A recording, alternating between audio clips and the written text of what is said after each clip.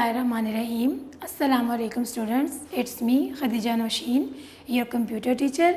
Today I will teach you unit number 1. Please open your textbook. Now we start the reading. First of all, I will tell you the name of the chapter, and the name of the chapter is Hardware Basics.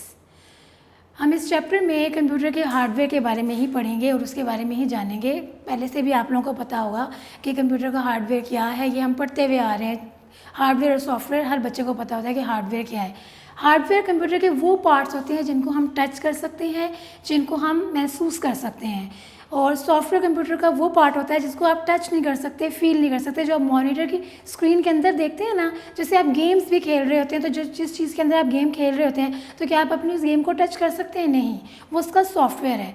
Being a human being, अगर हम अपने आप को देखें तो हम लोग भी हार्डवेयर और सॉफ्टवेयर का इम्तिजाज है। मतलब दो चीज़ें हमारी भी मिलती हैं तो इंसान बनता है। हमारी बॉडी, हमारे हाथ पाँव, चेहरा, बाल, जिन चीज़ों को हम टच कर सकते हैं, ये हमारा हार्डवेयर है। और हमारी रूह, हमारे ख्यालात, हमारी सोचें, ये सब क्या है? हमारा सॉफ्टवेयर है। जब ये दोनों चीज़ें मिलके काम करती हैं तो इंसान भी प्रॉपरली काम कर पाता है और इंसान भी अपनी ज़िंदगी को नॉर्मल तरीके से गुजार सकता है। कंप्यूटर में भी यही मामला होता है। अगर उसका हार्डवेयर और सॉफ्टवेयर दोनों मिलके इकट्ठा एक साथ काम करेंगे तो ही हमारा कंप्यूटर प्रॉपरली सही तरीके से काम कर सकेगा। तो बेटा, हार्डवेयर वाले फर्स्ट चैप्टर के अंदर जो चीज़ें आप लोगों को पता होनी चाहिए, उसमें सबसे पहले हम ये देखेंगे कि कंपोनेंट्स ऑफ कंप्यूटर। कंपोनेंट्स का क्या मतलब होता है? कंप्यूटर दो चीज़ों से मिलकर बना है, उसका हार्डवेयर और उसका सॉफ्टवेयर। अब हार्डवेयर में फर्दर कैटेगरीज आ जाती हैं। कौन कौन सी? Input devices, output devices, storage devices, communication devices. Input devices में आ जाती है वो डिवाइसेस जो बाहर की दुनिया से डेटा कंप्यूटर के अंदर ट्रांसफ़र करती हैं। जैसे कि हमारा माउस, हमारा कीबोर्ड। माउस के ज़रिए हम कंप्यूटर को इंस्ट्रक्शन देते हैं, कीबोर्ड के ज़रिए हम कंप्यूटर के अंदर डेटा एंटर करते हैं। फिर एक और डिवाइस है स्कैनर, जिसके थ्रू इमेज का डेटा कंप्यूटर के अंदर हम ट्रांसफ़र करते हैं। फिर सेकंड हमारी कैटेगरी आ जाती है आउटपुट डिवाइसेस। आउटपुट डिवाइसेस वो डिवाइसेस हैं जिनके थ्रू कंप्यूटर से डेटा बाहर की तरफ आता है। जैसे कि मॉनिटर की स्क्रीन, जब आप कुछ भी एंटर करते हैं, कोई भी कैलकुलेशंस करते हैं, उसका रिजल्ट आप कहाँ देखते हैं? मॉनिटर की स्क्रीन के ऊपर। कंप्यूटर अपना डेटा आप तक पहुँचाता है आउटपुट डिवाइसेस के थ्रू। फिर आ जाता है आपका प्रिंटर। पेज के ऊपर डेटा या आपकी जो भी इमेज है या जो भी आपकी फ़ाइल है, वो पेज के ऊपर प्रिंट होकर हार्ड कॉपी की शक्ल में प्रिंटर से बाहर आ जाती है। प्रिंटर भी हो गया आपका आउटपुट डिवाइस। इसके अलावा स्पीकर, जैसे आप सॉन्ग सुनते हैं या कोई भी म्यूज़िक या आप मूवी देखते हैं तो आवाज़ किसके थ्रू बाहर आती है? स्पीकर्स के थ्रू। वो भी डेटा कंप्यूटर से बाहर आ रहा है, वो भी आपकी आउटपुट डिवाइस हो गई। उसके बाद थर्ड पे है स्टोरेज डिवाइसेस। वो डिवाइसेस जिनके थ्रू डेटा कंप्यूटर के अंदर हम सेव करते हैं। हम अपनी पिक्चर्स, हम अपने फेवरेट मूवीज़, सॉन्ग्स, इसके अलावा कंप्यूटर में जितनी भी चीज़ें होती हैं, कोई फ़ाइल बनाते हैं, कोई नोट्स होते हैं, हम जो सेव करते हैं वो स्टोरेज डिवाइसेस में जाके सेव होती है। स्टोरेज डिवाइसेस की भी बहुत सी टाइप्स हैं, जिनमें सबसे बड़ी टाइप है उसकी hard disk, USB flash memory. और नंबर 4 पे आ जाती है हमारी कम्युनिकेशन डिवाइस। कम्युनिकेशन डिवाइसेस वो डिवाइसेस हैं जो एक कंप्यूटर को इस काबिल बनाती है कि वो दूसरे कंप्यूटर के साथ कम्युनिकेट कर सके, राब्ता कर सके। जैसे आप जब अपने कंप्यूटर पे इंटरनेट लगाते हैं तो आपके पास मॉडेम का होना बहुत ज़रूरी है, या केबल मॉडेम हो या दूसरा डायल अप मॉडेम हो, या आपके पास केबल, उसके अलावा केबल नेट की डिवाइस मौजूद हो। मतलब कोई ऐसी डिवाइस आपके पास होना लाजमी है जिसके थ्रू आपका कंप्यूटर इस काबिल होगा कि वो दूसरे कंप्यूटर के साथ जाके कम्युनिकेट कर सके। ये है हमारी हार्डवेयर की कैटेगरीज। उसके बाद आ जाती है फर्दर कुछ और भी हमारे पास हार्डवेयर हैं, सिस्टम यूनिट और मदरबोर्ड। सिस्टम यूनिट एक ऐसी आपकी हार्डवेयर की डिवाइस है जिसके अंदर बाकी तमाम डिवाइसेस को हम रखते हैं। बाकी तमाम डिवाइसेस को तो नहीं रखते, लेकिन मेन डिवाइसेस सिस्टम यूनिट के अंदर ही आती हैं। बट आप अपने बुक के पेज नंबर 4 पे देखेंगे तो सिस्टम यूनिट की पिक्चर बनी हुई आपको नज़र आएगी। और आपको साथ उन्होंने ये भी बताया है कि hard disk, CD, modem, motherboard, power supply, graphic card, processor, ये सारी डिवाइसेस सिस्टम यूनिट बॉक्स के अंदर होती हैं। इस बॉक्स में क्यों रखते हैं? बॉक्स में इसलिए रखते हैं कि ये सारी डिवाइसेस मट्टी से, डस्ट से, बाकी तमाम जो बैरूनी चीज़ें उनसे सेफ हो जाएं। अगर खुदा न खास्ता गिर भी जाए तो ये बॉक्स उनको बचा लेता है। सेफ्टी पर्पज़ के लिए हम इस बॉक्स में इन चीज़ों को लगाते हैं। इसके बाद हम लोग पढ़ेंगे कि सिस्टम यूनिट की भी शेप्स होती हैं, tower shape, desktop shape. Tower shape का सिस्टम यूनिट वो होता है जो सीधा खड़ा होता है ऐसे। डेस्कटॉप शेप का सिस्टम यूनिट ऐसे लेटी हुई शेप में होता है। ये दो टाइप्स है, काम दोनों का एक ही है, बस उनकी शेप्स का फ़र्क है। उसके बाद नेक्स्ट हमारा टॉपिक है मदरबोर्ड। मदरबोर्ड की पिक्चर आप देख लें, आपके पास भी बुक्स होंगी, अपनी टेक्स्ट बुक को खोल के रखें, पेज नंबर 5 पे देखें, आपको मदरबोर्ड नज़र आएगा। मदरबोर्ड के ये इसको मदरबोर्ड क्यों कहते हैं? इसको मदरबोर्ड इसलिए कहते हैं क्योंकि बाकी तमाम डिवाइसेस जो कंप्यूटर से बाहर पड़ी हैं या जो कंप्यूटर के अंदर हैं, तमाम की तमाम इस बोर्ड के ऊपर जाकर अटैच हो जाती हैं, इस बोर्ड के साथ कनेक्ट हो जाती हैं। इस बोर्ड के साथ एक मेन डिवाइस होती है power supply unit. Power supply unit का स्विच जब बोर्ड के अंदर जाके लगता है, उसको करंट मिलता है, तो वो करंट आगे मदरबोर्ड को ट्रांसफ़र करता है, और मदरबोर्ड के ऊपर जितनी डिवाइसेस अटैच हैं या कनेक्टेड हैं या उसके ऊपर फिक्स हुई हुई हैं, उन सबको करंट मदरबोर्ड के थ्रू मिलना शुरू हो जाता है। तो इसलिए इसको मेन बोर्ड कहते हैं। ये अगर खुदा न खास्ता यही ख़राब हो जाए तो बाकी डिवाइसेस को ना करंट मिलेगा और ना आपका कंप्यूटर काम करेगा। मदरबोर्ड के अंदर आ जाता है processor, input output devices, memory chips, expansion cards, expansion slots, storage devices. जो डिवाइसेस बाहर है वो भी पोर्ट लगी होती है। अगर आप देखें अपने सिस्टम यूनिट के बैक पे पोर्ट्स बनी होती हैं, माउस की तार उस पोर्ट के अंदर लगेगी और अंदर से वो माउस कनेक्टेड हो जाएगा आपकी मदरबोर्ड के साथ। वो पोर्ट्स आपके मदरबोर्ड के साथ ही कनेक्टेड होती हैं। अभी तक बेटा आप लोगों ने जितने टॉपिक्स पढ़े हैं, ये सारे टॉपिक्स आपके शॉर्ट क्वेश्चंस हैं। Input devices, output devices, storage devices, communication devices, system unit, motherboard, ये सब के सब आपके शॉर्ट क्वेश्चंस हैं। आपके पास घर में यूनिक नोट्स अवेलेबल होंगे। आपने क्या करना है बेटा जी, अपने नोट्स ओपन कर लेने हैं और नोट्स में अभी इस टॉपिक में या इस लेक्चर में, अपने लेक्चर नंबर 1 में आपने जो जो चीज़ें समझी हैं, आपने अपने शॉर्ट क्वेश्चन में से वही टॉपिक देख लेने हैं। वो कहाँ हैं? लाइक सिस्टम यूनिट हो गया, मेमोरी हो गया, मदरबोर्ड हो गया, हार्डवेयर हो गया, इनपुट डिवाइसेस, आउटपुट डिवाइसेस, जो जो टॉपिक्स आप पढ़ते जा रहे हैं, अपने शॉर्ट क्वेश्चन से उन टॉपिक्स को अंडरलाइन कर लेना है, उन क्वेश्चंस को या टिक कर लेना है और उन क्वेश्चंस की लर्निंग स्टार्ट कर देनी है। घर बैठ के आपने अपने टाइम को वेस्ट नहीं करना, लेक्चर लेके अपना ये काम स्टार्ट कर देना है।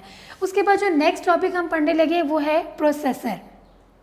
अभी तक हमने शॉर्ट क्वेश्चंस पढ़े थे, अब हमारा ये पहला लॉन्ग क्वेश्चन होगा। अगर आप नोट्स को जब ओपन करेंगे तो आप लोगों को लॉन्ग क्वेश्चन नंबर 1 को देखिएगा। लॉन्ग क्वेश्चन नंबर 1 है define the brain of the computer and write down the names of its components. ये आपका लॉन्ग 1 है, यही मैं आपको अब समझाने लगी हूँ। आप लोगों ने बिल्कुल अटेंटिव होकर इसको समझना है। फिर जब आप समझेंगे उसके बाद आप जब नोट्स खोलेंगे, अपना लॉन्ग क्वेश्चन रीड करेंगे तो इंशाल्लाह आपको समझ आ जाएगी और आपने उसकी लर्निंग स्टार्ट कर देनी है। ठीक है, टॉपिक है प्रोसेसर। प्रोसेसर क्या है आप लोगों ने शायद आप लोगों को पता भी होगा। अगर आप मदरबोर्ड को गौर से देखें तो यहाँ पे एक छोटी सी आपको चिप नज़र आ रही होगी जिसके ऊपर लिखा हुआ है इंटेल कोर 2। इसको CPU भी कहते हैं, इसको प्रोसेसर भी कहते हैं। ये कंप्यूटर का ब्रेन होता है। क्या होता है? कंप्यूटर का ब्रेन। प्रोसेसर इसी तरह काम करता है जिस तरह इंसान के अंदर इंसान का ब्रेन काम करता है, इसी तरह कंप्यूटर के अंदर उसका प्रोसेसर काम करता है। ये एक छोटी सी चिप होती है जो मदरबोर्ड के ऊपर फिक्स होती है, हम उसको वहाँ से निकाल नहीं सकते, अटैच नहीं होती, फिक्स होती है। कंप्यूटर को जितनी भी इंस्ट्रक्शंस दी जाती हैं, जो भी काम करने को कहा जाता है, वो इस प्रोसेसर तक ही पहुँचता है। फिर प्रोसेसर आगे से उन कामों को पूरा करता है या उन कामों को फुलफ़िल करता है, फिर आप तक पहुँचाता है। ये एक प्रोसेस अंदर हो रहा होता है। प्रोसेसर की फर्दर हम देखेंगे 2 टाइप्स हैं, ALU, CU। बेटा प्रोसेसर है या CPU है, ये एक ही चीज़ के 2 नाम हैं। ठीक है, इसकी 2 टाइप्स हैं, ALU, CU। ALU stand for arithmetic logic unit and CU stand for control unit. आप अपने बुक के पेज नंबर 6 पे भी देख सकते हैं कि डायग्राम बनी हुई है और उन्होंने ALU को साथ एक्सप्लेन भी किया हुआ है। ये CPU के 2 मेन कंपोनेंट्स हैं। अगर हम कंप्यूटर को कोई मतलब कैलकुलेशंस वाला काम देते हैं, लाइक हम उसको देते हैं कि 2 + 2 करें, या हम उसको कोई ऐसे दे देते हैं कि 2 = 3, तो ये जो प्लस वाला काम है ये अरिथमेटिक में आ जाता है और जो ये है ये लॉजिकल में आ जाता है।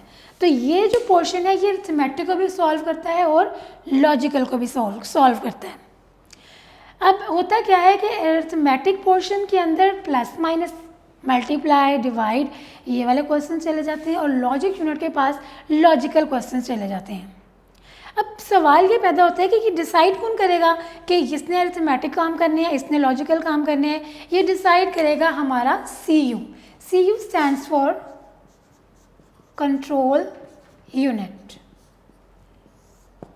It does not perform any instruction itself, खुद ये कोई काम नहीं करता है, but direct the other parts of the computer to carry the instruction. लेकिन बाकी पार्ट्स को वो डायरेक्ट करता है कि तुमने ये काम करना है और तुमने ये काम करना है। जैसे कि रोड के ऊपर एक ट्रैफिक पुलिसमैन होता है, वो क्या करता है? क्या वो गाड़ियाँ चला रहा होता है, इधर जाके वो गाड़ी चलाता है, इधर वाली वो चलाता है? नहीं, वो सेंटर में खड़ा होता है, वो सारी ट्रैफिक को कंट्रोल कर रहा होता है कि यहाँ वाले रुक जाएं, यहाँ वाले चले जाएं, अब आपकी बारी है। इस तरह वो सबको टाइम दे रहा होता है। कंट्रोल यूनिट भी यही काम कर रहा होता है।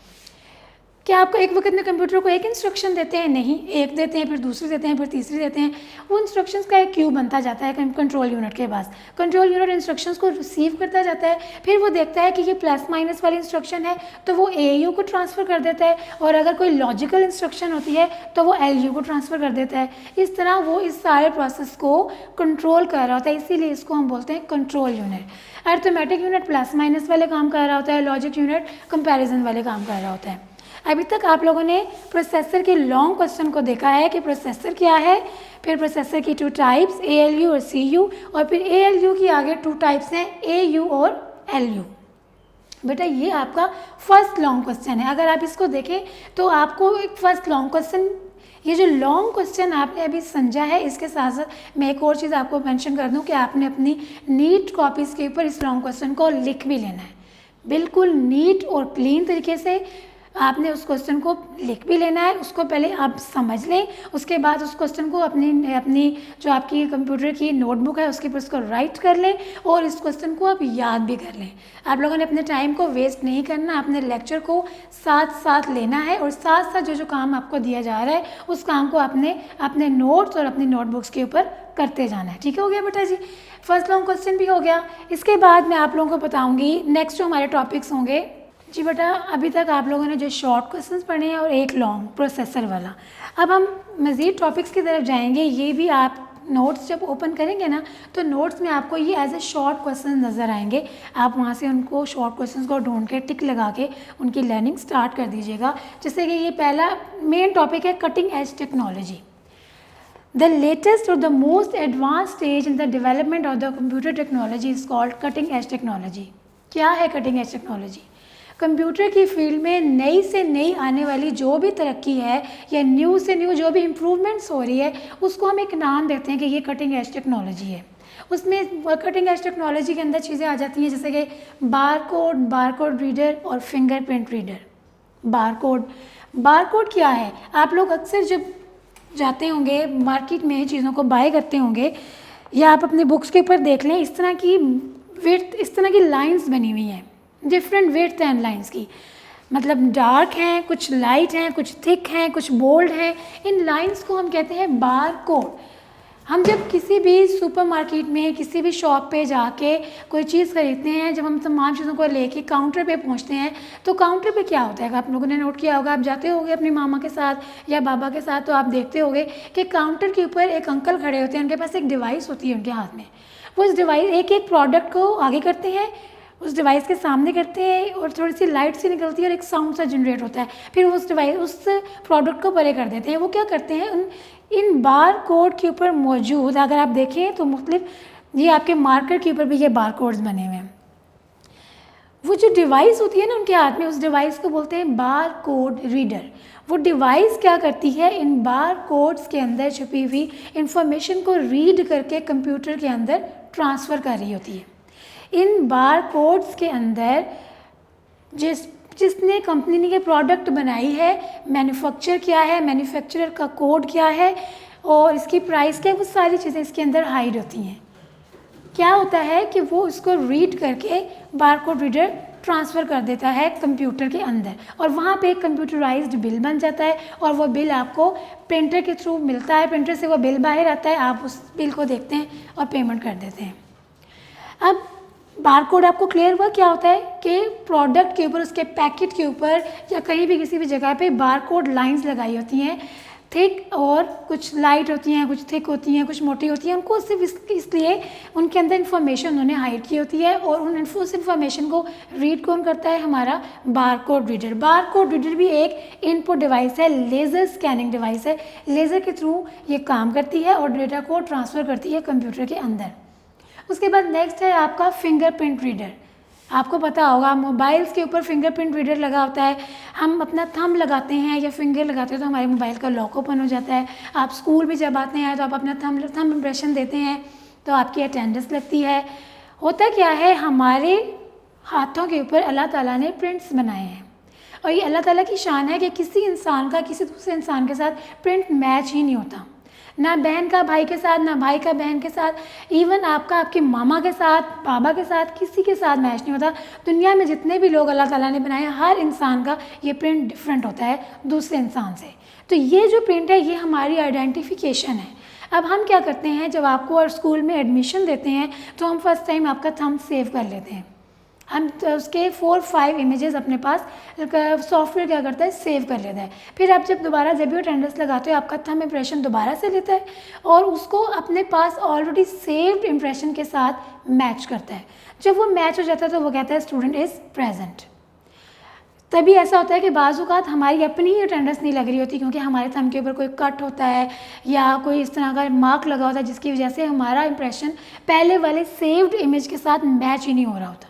तो फिंगरप्रिंट रीडर वो जिस डिवाइस के ऊपर आप थंब रखते हो ना, उस डिवाइस को बोलते हैं फिंगरप्रिंट रीडर। वो प्रिंट को रीड करके इन्फॉर्मेशन को कंप्यूटर में ट्रांसफ़र करता है। और अब क्या है कि फिंगरप्रिंट रीडर फिर आप बहुत सारी जगहों पे यूज़ हो रहा है। कहाँ कहाँ यूज़ हो रहा है? कार लॉक के लिए यूज़ हो रहा है, इवन डोर लॉक्स के लिए यूज़ हो रहा है, आपके लैपटॉप के ऊपर लॉक के लिए यूज़ हो रहा है। आप थंब लगाते हो आपका लैपटॉप अनलॉक होता है, मोबाइल के लिए यूज़ हो रहा है, स्टूडेंट अटेंडेंस के लिए, एम्प्लॉयज़ अटेंडेंस के लिए, मुख्तलिफ जगहों पे ये आपके फिंगरप्रिंट रीडर्स यूज़ हो रहे हैं। तो 3 चीज़ें आपने पढ़ी हैं, ये तीनों शॉर्ट क्वेश्चन में आपको मिलेंगी।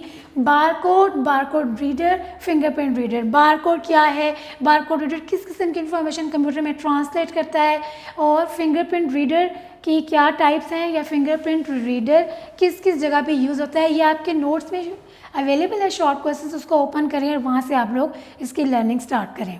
जी बेटा, जो चीज़ें आपने पढ़ी हैं इनको ध्यान से आपने इनको रिवाइज़ करना है, अपनी कॉपीज़ पे लिखना है और उनकी लर्निंग भी करके रखनी है, ठीक है। और घर में रहना है, अपनी मामा की बात माननी है। आप सब लोग मेरे साथ ये प्रॉमिस करें कि आप अपनी मदर की बात मानेंगे। वो जो भी कहती हैं आपने उनकी बात माननी है, उनको आगे से बिल्कुल भी आपने इनकार नहीं करना, ठीक है। ये आप लोगों ने मेरी बात माननी है।